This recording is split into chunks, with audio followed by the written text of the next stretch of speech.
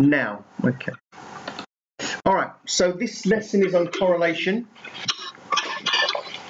We introduced it last year in Year 7. In fact, I took you beyond the Year 7 scheme and went into Year 8, and we went up to Grade 5 GCSE. That's last year. If you remember lines of best fit, we're not supposed to do that in Year 7, but we did it in Year 7. Can you mute that noise, please?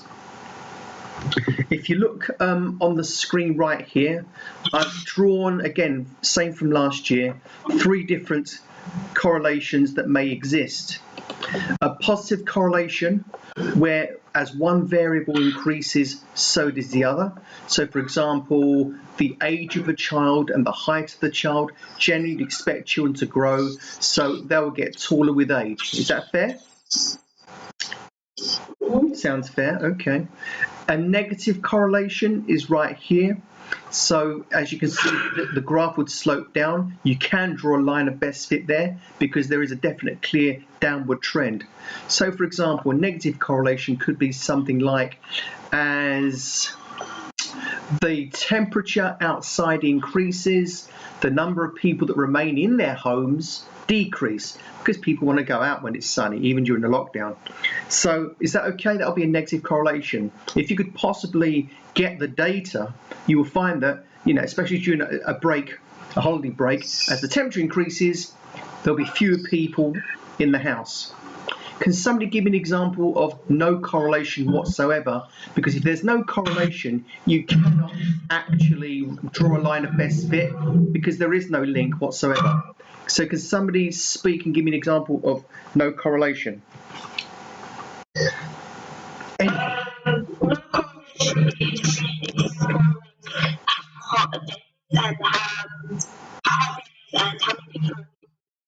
Yeah, all right, it's okay. So on a hot day, more people read a paper. On a cold day, nobody reads a paper. So that makes no sense. There's no correlation between the number of people reading newspapers in a given town and the temperature in that town. Yeah, fine. Here's another one.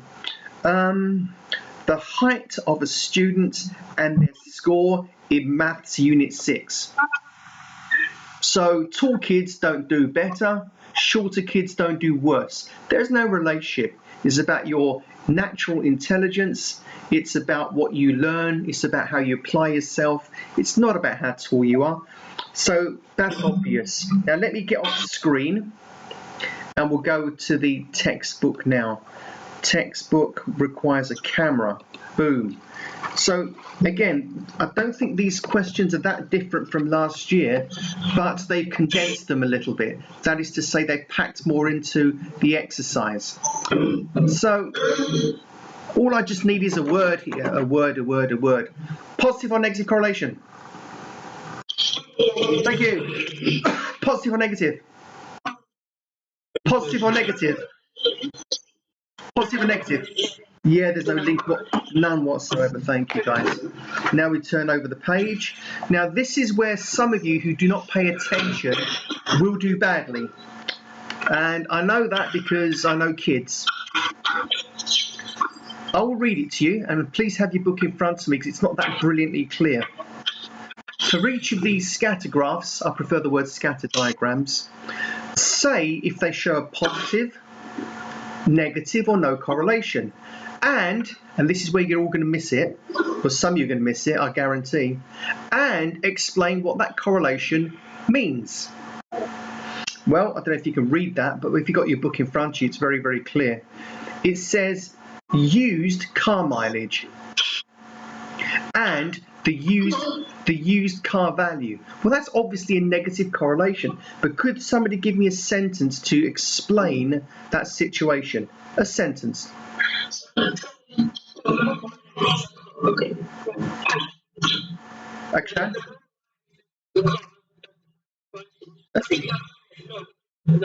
Yeah, okay, the low. Yeah, so high mileage car, low value. Low mileage car, which means it's probably quite new, higher the value. Is that all right? Is that fair? And that's all we're looking at, just simple sentences. Now look at number 3. Right. I'll read the first one. What correlation would you expect between each of these pairs of variables? Now listen, Dr, because you're one of the poor listeners in the class, and you, Harrison. What correlation would you expect between each of these pairs of variables? A variable, you may recall, is a thing that changes, like mileage changes, age changes, shoe size changes. Okay, explain your answers. Shoe size and glove size.